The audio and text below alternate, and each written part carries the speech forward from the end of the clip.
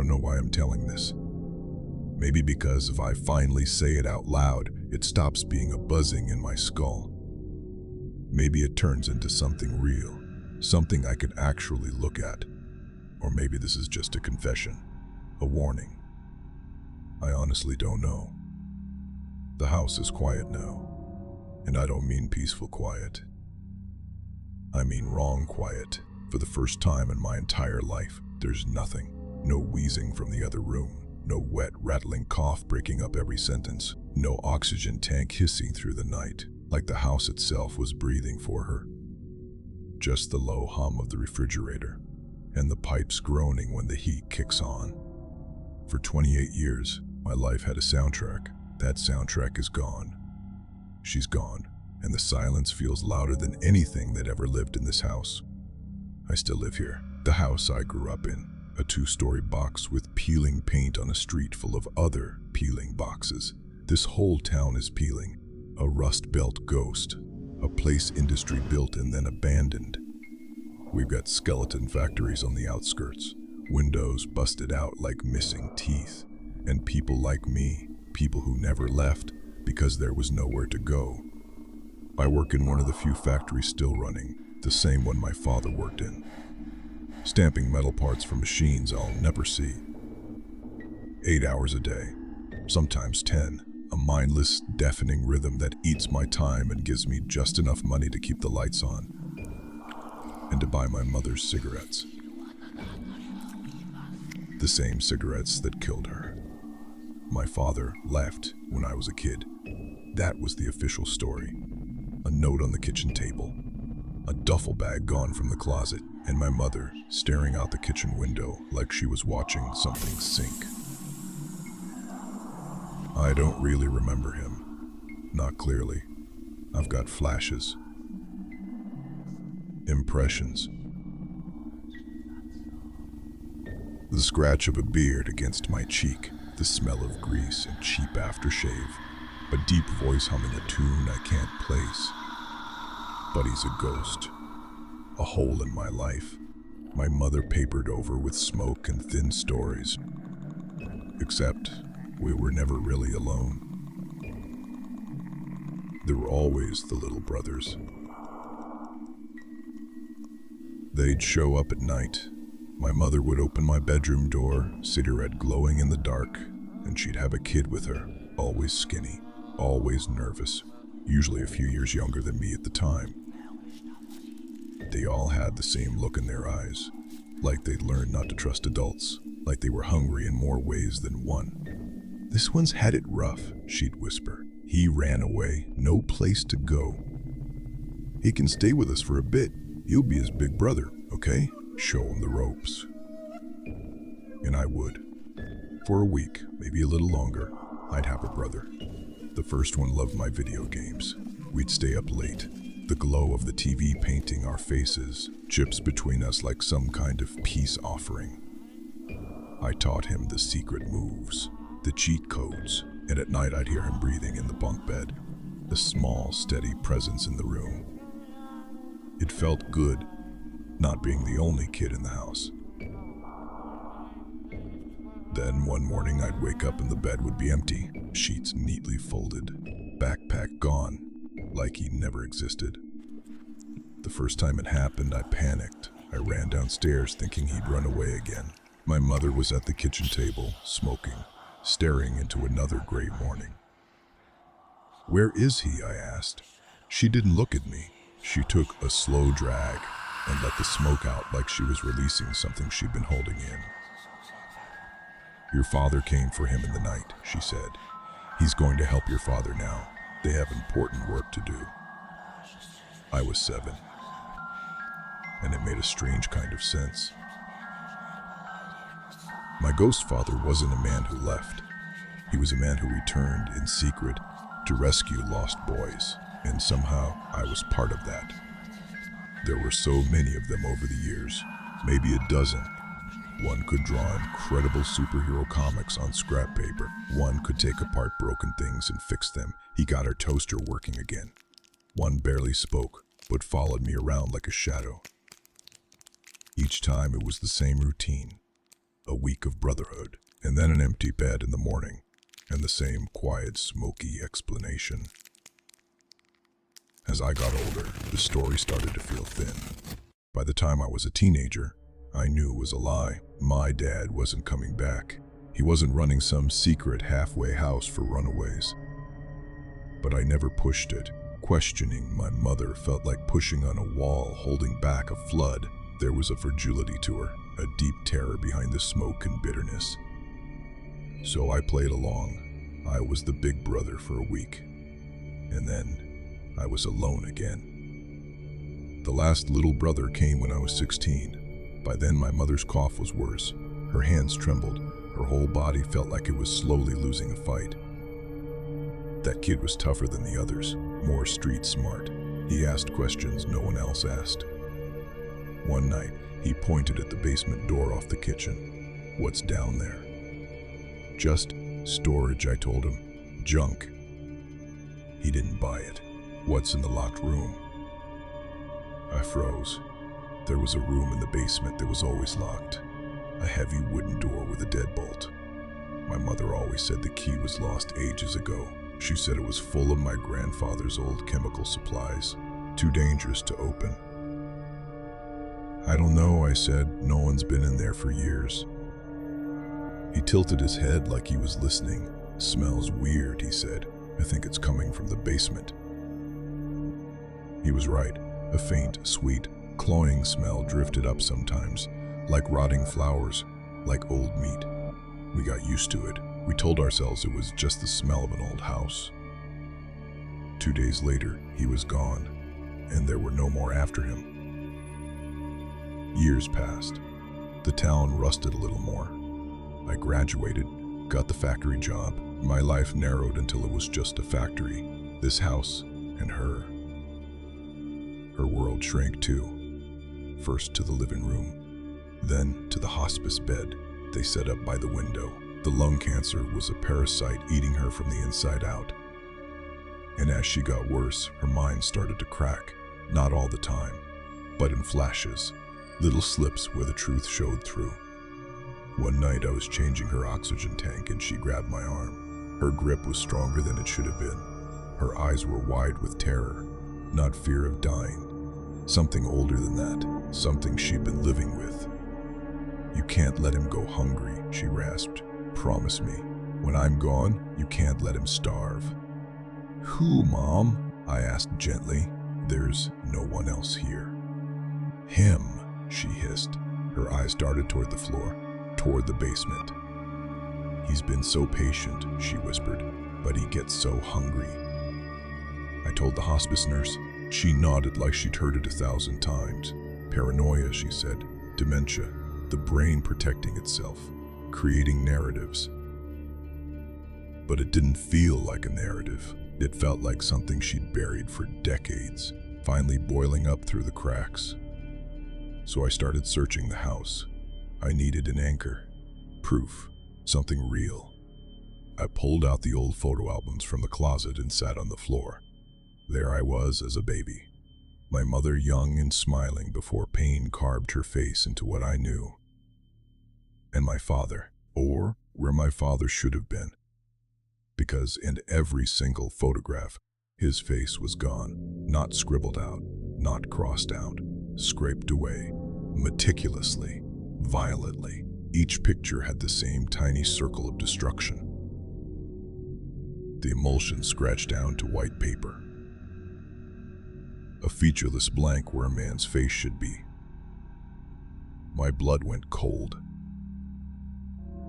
This wasn't forgetting. This was erasing. Deeper in the closet, under a pile of old blankets, I found a shoebox. It was heavy. Inside were newspaper clippings, yellowed, brittle, all from neighboring towns, all from different years. Each one was the same kind of story. Missing child, vanished from a playground, never came home from school, ran away from a group home, and disappeared. I laid them out on the floor, hands shaking, and the dates lined up, not perfectly, but close enough to make my stomach drop. A clipping from the spring I was 10, the same time I had a little brother who loved to draw. A clipping from the fall I was 12. The same time the kid who fixed the toaster stayed with us. And the faces in those photos, they looked like the boys I remembered. Scruffy, wary, lost. I took one clipping to my mother's bedside. She was awake, breathing shallow. The room smelled like sickness and menthol. I knelt beside her and held it up. "Mom," I whispered. "I remember him. He liked my comic books. You told me Dad came for him." Her eyes focused. For a moment the fog cleared. A tear rolled down her cheek, slow and heavy. She didn't answer. She reached into the bedside drawer with trembling fingers and pushed something into my hand. A VHS tape. No label, just black plastic. "Watch this," she whispered. "After, not before. Then you'll know." Her grip tightened around my fingers, and the terror in her eyes came back like a storm. "You have to be the strong one now," she said. "You have to take over. You have to feed him." Those were the last words she ever said to me. She slipped into a coma that evening, and 2 days later, she was gone. The week after that barely felt real. Funeral home, paperwork, neighbors bringing casseroles and pity. I moved through it like a ghost, and the VHS tape sat on the kitchen counter the entire time, like a black brick full of answers I didn't want. Finally, one night, I couldn't take it anymore. Not knowing felt worse than whatever was on that tape. I dug out the old VCR from the closet, hooked it up to the little TV in the living room. My hands shook as I pushed the tape in. The machine whirred and clunked. The screen flickered blue, then static. And then the picture resolved. Grainy, washed out color. A backyard barbecue. The date stamp said July 1998. I was a toddler chasing a ball across patchy grass. My mother was young and laughing, holding a plate of hot dogs. Then the camera panned. Then I saw my father. He looked normal. Brown hair, kind smile, same build as me. He stood at the grill flipping burgers. But something was off. Every few seconds he'd reach back and scratch his shoulder blade, like something under the skin was itching, like it hurt. He'd wince, then force a smile when he noticed the camera. The scene cut. Now it was indoors. A bathroom. My father stood shirtless with his back to the camera. On his right shoulder blade, there was a growth. Not a mole, not a tumor, nothing I'd ever seen. Dark purple, like bruised flesh, with a texture like coral or wrinkled bark. Even through the bad resolution, I could see it pulsing, like it had a heartbeat. The video jumped again. The growth was bigger now, the size of a fist. In it spread, dark tendrils branching across his back. My mother's voice was in the background, frantic, on the phone. "The doctors don't know what it is," she said. "They did a biopsy, but the sample, they said it was inert tissue, but it keeps growing." Another cut. A doctor's office. My mother filming shakily from her lap. A doctor pointed at x-rays on a light box. "As you can see," he said, "it doesn't appear attached to bone or muscle. It's almost as if it's superimposed. We've never seen anything like it." The video jumped again, and the tone changed completely. The room was dim, lit by candles. My parents sat in a cramped place that looked like a fortune teller's parlor. Incense smoke curled through the air. Across from them sat an old woman with a face like dried fruit and eyes like black glass. "It is not a sickness," she said. "It is a seed, a passenger. It fell from a cold star," she whispered, "and found a warm place to root. It eats, it grows, that is all it knows." My father's voice cracked. "Can you remove it?" The woman slowly shook her head. "To remove it is to kill you. It is part of you now. Its roots are in your blood, your heart. It will consume you," she said, "and when it is done with you, it will keep growing."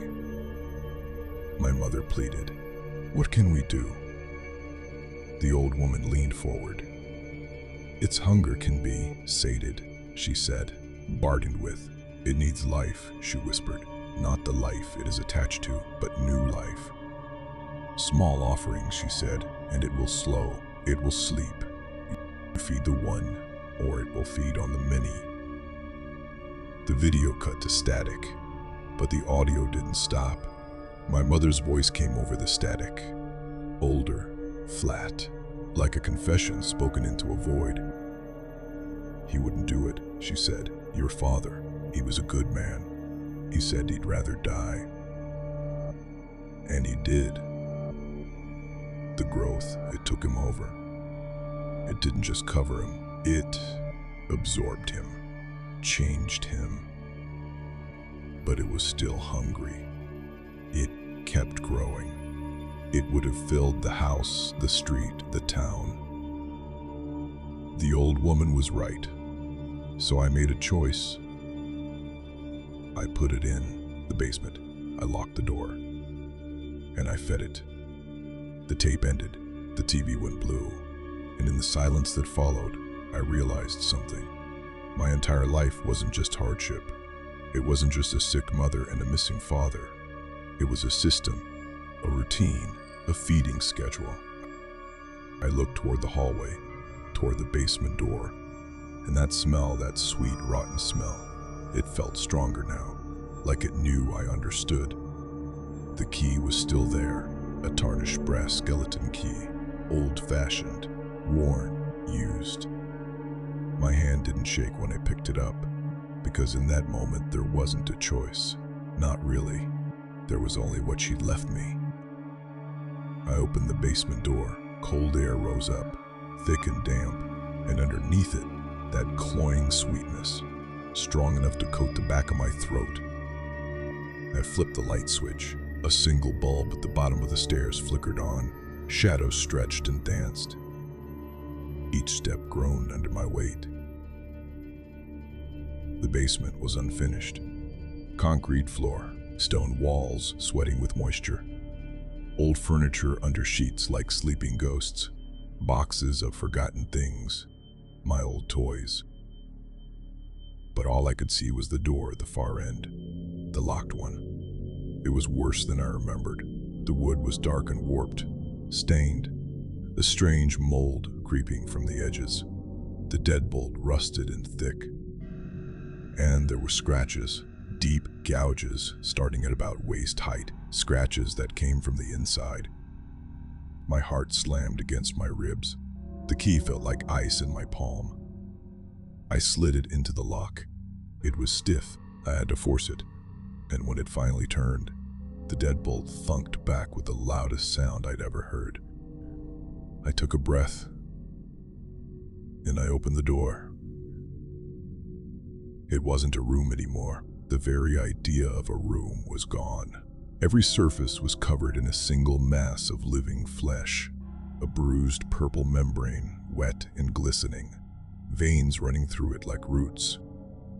It moved slowly, rhythmically, like a lung breathing. The smell hit me like a wall, sweet and rotten, so thick my eyes watered. And hanging from the ceiling, suspended by thick cords of the same flesh, was a shape, vaguely humanoid, a torso, limbs fused into a swollen mass, and in the center of it, a face. Distorted, bloated, but I recognized the jawline, the nose, and the eyes. They were his eyes, open, aware, and starving. It didn't speak. It didn't need to. The moment our eyes met, something bloomed in my head. Not a word, not a voice, a feeling, a concept so heavy it filled my skull. Hungry. I stood frozen in the doorway, and then the flesh on the wall nearest me began to move. Not fast, deliberate. It stretched out, growing as I watched, reaching across the threshold like a hand learning how to be a hand. It had been months, maybe years, since my mother had been down here, years since its last meal. And I could feel its hunger, like heat, like pressure, like pain radiating off it in waves. I closed my eyes, and faces flashed in the dark behind my eyelids. The boy who loved video games. The one who drew comics. The one who fixed the toaster. The quiet shadow. All the little brothers. I saw them the way they must have been at the end, staring into this breathing abyss. My entire life had been built on top of this. I wasn't just the son of a missing father. I was the son of a monster, and the son of its warden. And now that warden was gone, and the duty she carried, it was mine. I stepped back, pulled the door shut. The tendril slapped wetly against the wood on the other side, insistent, angry. I turned the key. Then I walked upstairs, through the kitchen, out the front door, and I didn't look back. Outside, the air felt cold on my face. The streetlights painted orange stripes across cracked pavement. My town looked dead, but I knew something under it was still alive. I know what I have to do. I have to stop it from growing. I have to keep it contained. I have to be the strong one now. But first I have to feed him.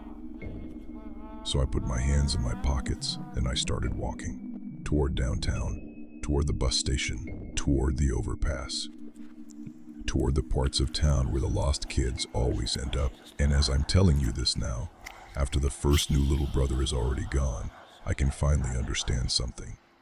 That weight in my chest, that isn't guilt. Not exactly. It's inheritance.